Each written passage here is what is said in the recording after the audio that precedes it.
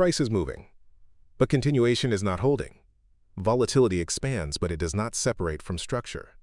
At first glance, this looks like movement. Candles extend. Ranges widen. Momentum appears active. But something is not aligning. Every move returns. Now step back. Do not focus on individual candles. Look at where sessions are forming. The April 3rd U.S. session forms at the lower boundary of the March 31st U.S. session box. That location is not chosen randomly. It is not coincidence. It is inherited. This is the first layer of structure. Session memory. Session memory means that each new session does not begin in empty space. It begins on top of prior interaction. Price does not forget where it has already been processed. It returns to those areas, again and again. If you remove all earlier session boxes, the chart becomes clean, but also meaningless, because the reason price forms at a specific location disappears. In this chart, earlier session boxes were simplified for clarity, but the behavior remains. Every session base still aligns with prior session memory. This is the key observation. The April 3rd U.S. session forms exactly where the March 31st structure already existed. Then price moves upward. It reaches into the upper boundary of the Asia session structure. It interacts, but it does not hold beyond it. The move connects two structures, but it does not create a new one. This is the contradiction. Movement exists, but location does not change. Now extend this observation. The April 5th Asia session forms between the upper boundary of the March 31st U.S. session and the middle of the April 1st U.S. session box. Again, not new space, not independent formation. It is layered directly on top of prior session interaction. This is not one event. It is repetition, session after session, each one forming where something already happened. That is why sessions appear predictable in location. Not because the future is known, but because the past is still active. Price is not exploring, it is reacting. And when price continues reacting to the same areas, structure does not expand. It accumulates. This is where the chart begins to feel heavy. Movement increases, but progress disappears. You start to see moves that look strong, but fail quickly. You start to see reactions that come faster and deeper, because every movement is colliding with something that already exists. This is where confusion begins for most participants, because visually the chart looks active, but structurally it is repetitive. And that difference matters, because execution depends on structure, not appearance. Price continues to move, but every move meets structure. Now observe how interaction evolves. The April 5th Asia session begins inside overlapping prior sessions. It tests the lower boundary of the March 26th U.S. session box. Then it lifts. It reaches the upper boundary of that same structure, then continues higher. It touches the lower boundary of the March 24th U.S. session box. But it does not continue. It reacts immediately. This is where compression becomes visible. Compression does not mean price becomes still. It means space becomes limited. Boundaries move closer together. Interaction increases. So price travels, but cannot sustain distance. Each move reaches a boundary faster. Each reaction begins sooner. Now layer this with what we already saw. Sessions are not forming in new locations. They are stacking on prior memory. So movement is not expanding outward. It is circulating inward. This is why continuation fails earlier, and pullbacks extend deeper, because every movement is interrupted. Now another behavior appears. Relocation. Relocation is not expansion.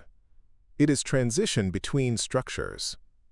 Price shifts from one session boundary to another, but does not hold beyond them. So visually, price is active, but structurally it is contained. In this chart, price moves between March 31st, March 26th, and March 24th session structures, but never stabilizes outside them. So every move becomes temporary. Every attempt becomes conditional. This creates friction. Moves look valid, but fail to sustain. Reactions become faster. Stability decreases. This is not random volatility. This is structured compression. And structured compression behaves differently. It reduces distance. It increases interaction. It forces price to rotate instead of expand. Price is still moving, but it is not separating. Every attempt to extend meets something that already exists. Now focus on the most recent sequence. The April 6th U.S. session forms inside the March 26th U.S. session structure. Not at the edge. Not outside. Inside. Between the lower and middle boundary. This matters because it shows where price is allowed to stabilize. Not anywhere. Only where prior interaction already exists. After forming, price moves upward. Momentum builds. Candles extend. It looks like continuation, but watch what happens next. It reaches into the lower boundary of the March 24th U.S. session structure and immediately reacts. No acceptance. No continuation. Just interaction. Then loss of strength. This is not failure. This is constraint. Now the pattern repeats again. The April 6th Asia session forms, but not in new space. It forms directly above the April 6th U.S. session and directly below the upper boundary of the April 5th Asia session, which itself aligns with the upper boundary of the April 1st U.S. session. So now multiple sessions are layered in the same vertical zone. Different times. Same location. This is not coincidence. This is accumulation of structure. Now step back again. This is no longer single-session behavior. This is multi-session compression. Across time. Across sessions. Inside the same boundaries. This is where the environment changes. Not visually. Structurally. Because now price is no longer interacting with one reference. It is interacting with many at the same time. Every move has less space to travel. Every reaction begins sooner. Every extension is interrupted earlier. This is why movement starts to feel unstable. Not because volatility is high, but because structure is dense. Dense structure changes behavior. It reduces distance. It increases frequency of interaction. It accelerates reaction speed. Now observe the effect. Price moves up, but cannot hold. Price moves down, but finds support quickly. So both sides become temporary. Nothing sustains. This is rotation inside compression. Movement without relocation. Now execution conditions shift further. Distance expectation compresses. Even more. Tolerance becomes narrower. Even more. Failure frequency increases. Repeatedly. Holding pressure builds. Across sessions. Now this becomes important, because when compression builds across multiple sessions, the resolution does not come from movement. It comes from location change. But that has not happened yet.